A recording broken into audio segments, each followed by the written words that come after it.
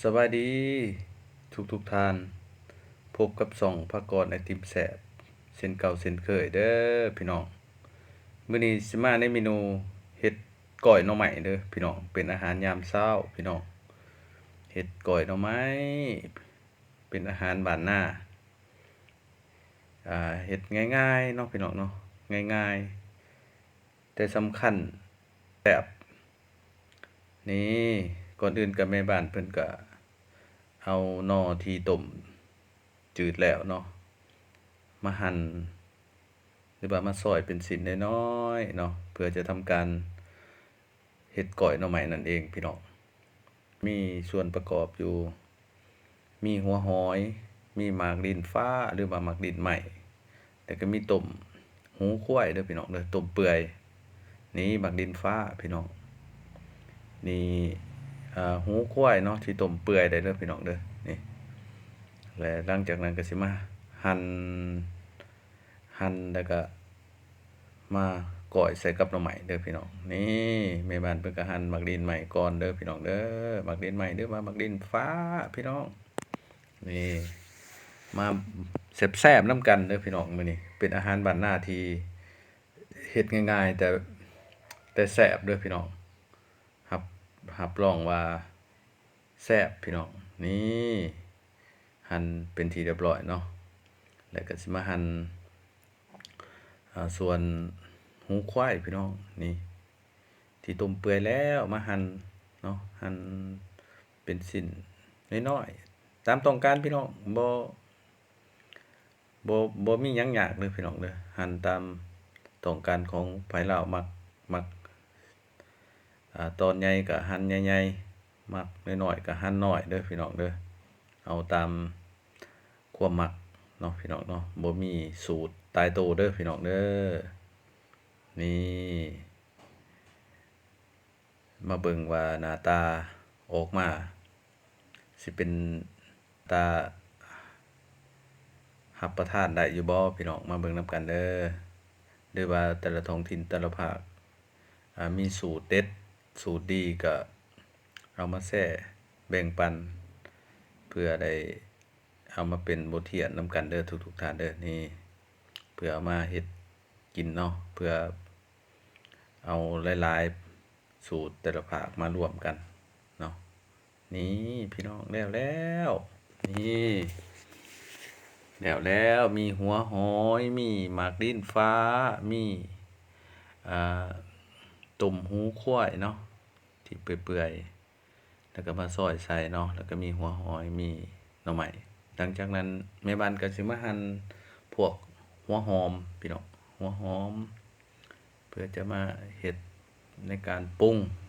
ก้อยหน่อไม้เด้อพี่น้องนี่เรียบร้อยเนี่ยหลังจากนั้นก็สิหั่นหอมนี่ก็สิมีเป็นหอมที่จักเพิ่นเอิ้นสะระแหน่แล้วก็มีหอม4หอมเนาะได้หลายหอมเนาะใส่กัน4หอมคันบ้านภาคกรเอิ้นก็สิเอิ้นผักหอมป้อมเด้อพี่น้องเด้อนี่มาหั่นเนาะหั่นตามต้องการเส้นเก่าเนาะพี่น้องเนาะบ่มีสูตรตายตัวคือกันมักหั่นแบบห่างๆก็ได้หั่นถี่ๆก็ได้เด้อพี่น้องเด้อนี่หลังจากนั้นแม่บ้านก็สิจัดเกียมบอนเพิ่นสิปรุงเนาะ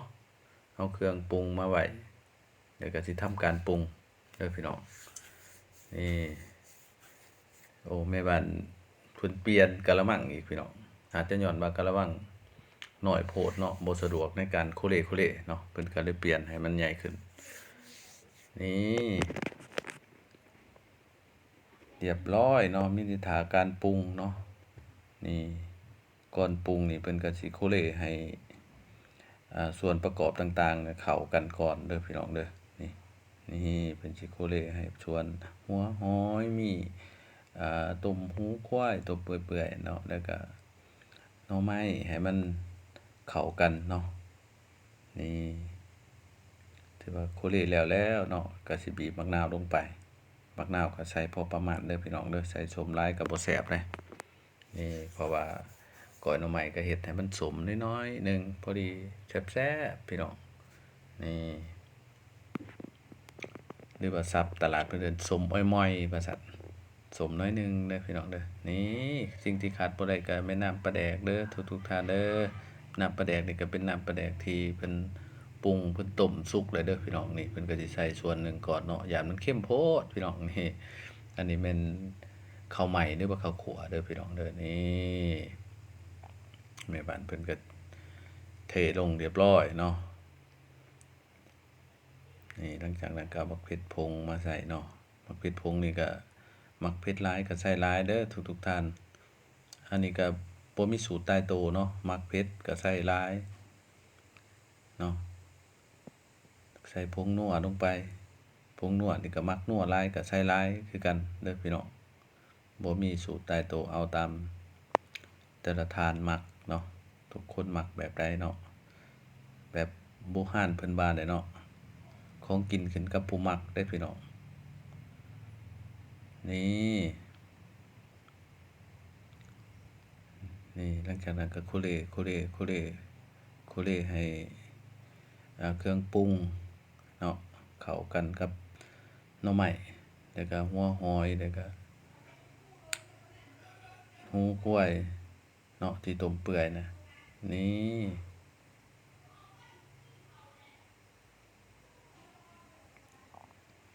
หลังจากนั้นก็สิชิมรสชาติเบิ่งเนาะว่ามันขาดเหลือหยังก็เติมไปน้ำหลังเด้อพี่น้องเด้อนี่ก็ทำการโคเลให้เข้ากันเนาะพี่น้องเนาะบ่มีหยังยากเด้อเฮ็ดก้อยหน่อไม้เป็นเมนูง่ายๆเนาะแต่สำคัญเนี่ยมันแซ่บเด้อพี่น้องเด้อเป็นอาหารบ้านนาที่อ่าเมนูหนึ่งที่แซ่บเด้อพี่น้องนี่ชิมเบิ่งเนาะชิมรสชาติเบิ่งว่ามันยังขาดเหลือหยังยังบ่พอน้ำปลาแดกยังน้อยหนึ่งเนาะใส่เบิดเลยพี่น้องนี่หลังจากนั้นก็โคเลก็ถือว่าเป็นอันเรียบร้อยแล้วใส่ผักหอมนี่ก็เรียบร้อยเลยแล้วนี่พี่น้องนี่ฝากเด้อทุกท่านเด้อฝากกดไลค์กดแชร์กดติดตามหน่อยเด้อเพื่อเป็นกำลังใจให้สองประกอบและทีมแซ่บได้เฮ็ดคลิปให้ทานได้เบิ่งได้ชมต่อไปเด้อพี่น้องเด้อขอบใจเด้อทุกท่านที่เข้ามาเบิ่งมาชมเนาะขอให้ท่านมีแต่ผลสำเร็จเด้อทุกท่านบ๊ายบายเจอกันคลิปหน้าเด้อทุกท่านเด้อขอให้ทุกท่านจงมีสุขภาพแข็งแรงนี่หลังจากนั้นก็ตักพร้อมเสิร์ฟเด้อพี่น้อง